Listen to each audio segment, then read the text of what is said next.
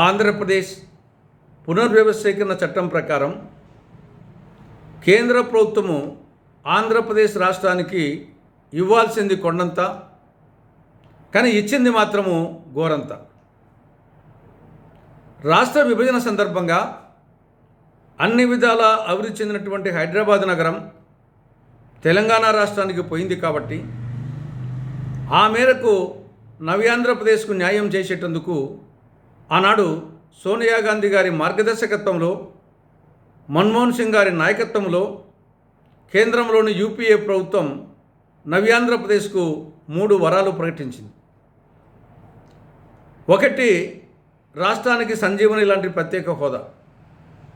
2, రాయలసీమకు, ఉత్తరాంధ్రకు బుందేల్ఖండ్ తరహా స్పెషల్ డెవలప్మెంట్ ప్యాకేజ్. 3వది, విభజన చట్టంలో 108 సెక్షన్ల కింద 13 షెడ్యూళ్ల కింద దాదాపు 5 లక్షల కోట్ల రూపాయలు విలువ చేసే ప్రయోజనాలు కేంద్రము రాష్ట్రానికి అందించడం. ఇందులో ప్రత్యేక హోదాకు సంబంధించి 5 సంవత్సరాల పాటు ఆంధ్రప్రదేశ్కు ప్రత్యేక హోదా అమలు చేస్తామని 2014 ఫిబ్రవరి 20వ తేదీన ఆనాటి ప్రధానమంత్రి మన్మోహన్ సింగ్ గారు పార్లమెంటు సాక్షిగా ప్రకటించారు.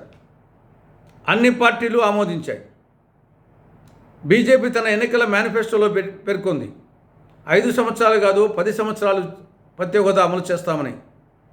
కలియుగ దైవం వెంకటేశ్వర స్వామి సాక్షిగా నరేంద్ర మోడీ గారు బహిరంగ సభలో ప్రామిస్ చేశారు, ఆంధ్రప్రదేశ్కు 5 ఏళ్ళు కాదు 10 ఏళ్ళు ప్రత్యేక హోదా ఇస్తామని. కానీ అధికారంలోకి వచ్చాక ప్రత్యేక హోదా ముగిసిన అధ్యాయమని కేంద్రంలోని బీజేపీ ప్రభుత్వం చెప్తా ఉంది.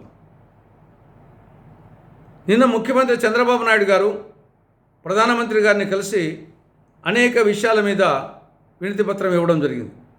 కానీ అందులో ప్రత్యేక హోదా ప్రస్తావన లేకపోవడం చాలా దురదృష్టకరం.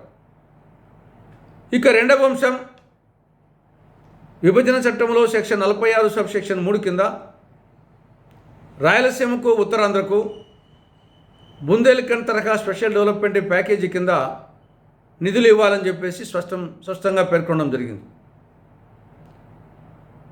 ఈ 2వ వరం కింద 24,350 కోట్ల రూపాయలకు రాష్ట్ర ప్రభుత్వం ప్రతిపాదన పంపింది.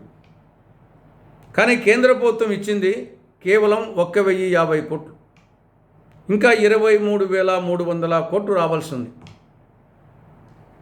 ఇక 3వ వరం కింద అనేక అంశాలు ఉన్నాయి. అందులో కడప జిల్లాలో steel authority of India limited ఆధ్వర్యంలో, సెయిల్ ఆధ్వర్యంలో సమీకృత ఉక్కు కర్మాగారం నిర్మించడం, దుగరాజపట్నం మేజర్ ఓడరేవు నిర్మించడం, రాజధానికి నిధులు ఇవ్వడం, పోలవరం బహుళార్థ సాధక ప్రాజెక్టును కేంద్ర ప్రభుత్వ నిధులతో పూర్తి చేయడం, విశాఖ మెట్రో రైలు ఏర్పాటు, విజయవాడ మెట్రో రైలు ఏర్పాటు, విశాఖ కొత్త రైల్వే జోన్ ఏర్పాటు, Visakha Chennai industrial corridor, Kakinada petrochemical complex, AIIMS లాంటి 13 కేంద్రీయ సంస్థలను రాష్ట్రంలో ఏర్పాటు చేయడం, వీటితో పాటు 9th షెడ్యూల్ కింద 10th షెడ్యూల్ కింద ఇన్స్టిట్యూషన్స్ను ఆంధ్రప్రదేశ్లో ఏర్పాటు చేయడం, ఇవన్నీ కలిసి దాదాపు 5 లక్షల కోట్ల రూపాయలు విలువ చేస్తాయి. 10 ఏళ్ళైంది. ఇంతవరకు 5 లక్షల కోట్ల రూపాయలకు గాను రాష్ట్రానికి వచ్చిందంత 28,000 కోట్ల రూపాయలు. అంటే కేవలం 5% మాత్రమే వచ్చింది, 95% ఇంకా రాలేదు. ఈ 3 వరాలు గన అమలై ఉంటే ఈ పార్టీకి నవ్యాంధ్ర స్వర్ణాంధ్ర అయింది.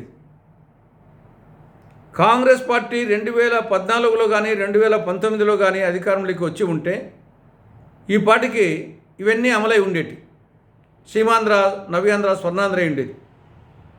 కానీ దురదృష్టవశాత్తు కేంద్రంలో అధికారంలోకి వచ్చిన బీజేపీ మోసగారితనంతో, రాష్ట్రంలో 2014లో అధికారంలోకి వచ్చిన టీడీపీ ప్రభుత్వం చేతగానితనంతో, 2019లో రాష్ట్రంలో అధికారంలోకి వచ్చిన వైకాపా ప్రభుత్వ చేతగానితనంతో ఇవి అమలుకు నోచుకోలేదు.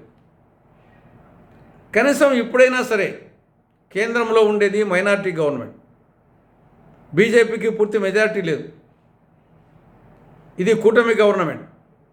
ప్రత్యేకించి తెలుగుదేశం పార్టీ మీద ఆధారపడి మనుగడ సాగించాల్సిన పరిస్థితిలో ఉంది. కాబట్టి ఈసారైనా చంద్రబాబు నాయుడు గారు కేంద్ర ప్రభుత్వం మీద ఒత్తిడి చేసి, ఎలాగో కేంద్ర ప్రభుత్వంలో మీరు భాగస్వాములుగా ఉన్నారు కాబట్టి ఈ యొక్క 3 వరాలను సాధించాలని కాంగ్రెస్ పార్టీ విజ్ఞప్తి చేస్తూ ఉంది.